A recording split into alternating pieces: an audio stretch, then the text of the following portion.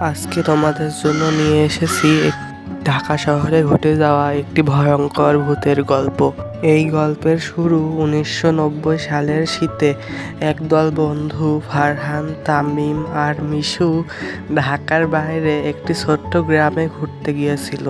গ্রামটি ছিল অত্যন্ত সুন্দর, সবুজে ঘেরা, কিন্তু গ্রামের এক কোণে ছিল একটি পুরনো পরিত্যক্ত বাংলো। লোকেরা এটিকে নিঝুম বাংলো বলে ডাকত, কারণ সেখানে কেউ কখনো রাত কাটাতে সাহস পায়নি। স্থানীয়দের মতে এই বাংলোতে অনেক আগেই এক জমিদার পরিবার খুন হয়েছিল।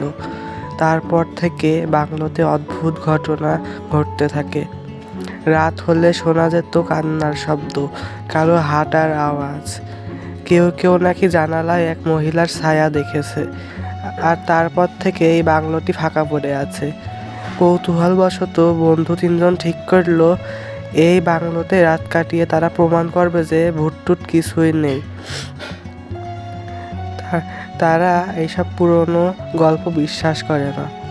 তারা স্থানীয় দোকান থেকে কিছু খাবার, মোমবাতি আর টর্চ লাইট নিয়ে সেই বাংলোর দিকে রওনা দিল। গ্রামবাসীরা তাদের বারবার মানা করলো, কিন্তু কেউ তাদের কথা শুনলো না। যেহেতু বাংলোটা ছিল অনেক পুরনো, তাই বাংলোর ভেতরটা ছিল ধুলো আর মাকড়সার জালে ভর্তি।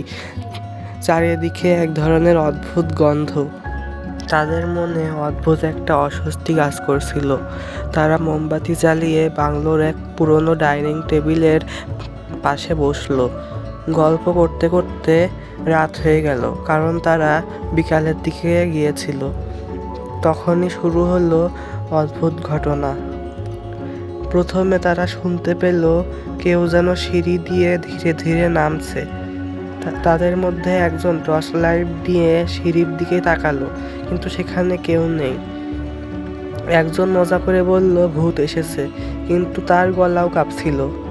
ঠিক তখনই জানালার বাইরে কেউ একজন হাঁটার আওয়াজ শুনতে পেল, কিন্তু এই বাংলো তো একেবারে ফাঁকা মাঠের মধ্যে, সেখানে কে আসবে? একজন জানালার কাছে গিয়ে বাইরে তাকালো। সে কিছু দেখতে পায়নি, তবে সে অনুভব করলো যেন কেউ তার কাঁধে হালকা করে হাত দিয়ে রেখেছে।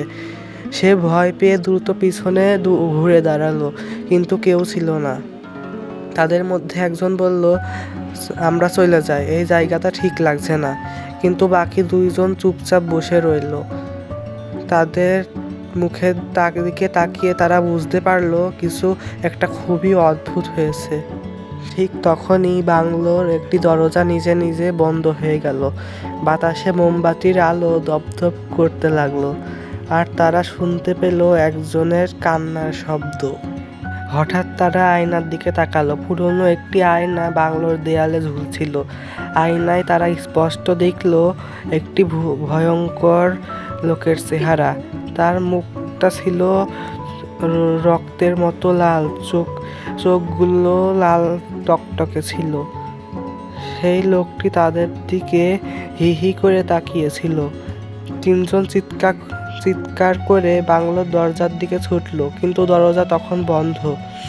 হঠাৎ পুরো ঘর অন্ধকারে ঢেকে গেল। বাতাসে কারো শ্বাস প্রশ্বাসের শব্দ শোনা গেল, তারপর এক ভয়ঙ্কর চিৎকার। পরদিন সকালে তাদের তিনজনকে গ্রামের লোকজন ওই বাংলোর ভেতরে অজ্ঞান অবস্থায় পেয়েছিল।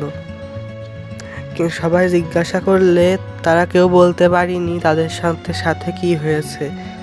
সকল ঘটনা তারা স্থানীয় ইমামকে জানালে সেই ইমাম বলে ওই বাংলোতে অনেক দিন ধরে লোক না থাকায় এখন ওই বাংলোতে অনেক জিনেরা বসবাস করে। সেই ঘটনার পর থেকে তারা আর এমন জায়গায় রাত কাটানোর কথা ভাবেনি। গ্রামের মানুষ বলে এখনও এই বাংলোতে অদ্ভুত অদ্ভুত ঘটনা ঘটে, এবং আজও বাংলোটি ফাঁকা পড়ে আসে, কেউ সাহস করে সেখানে যায় না।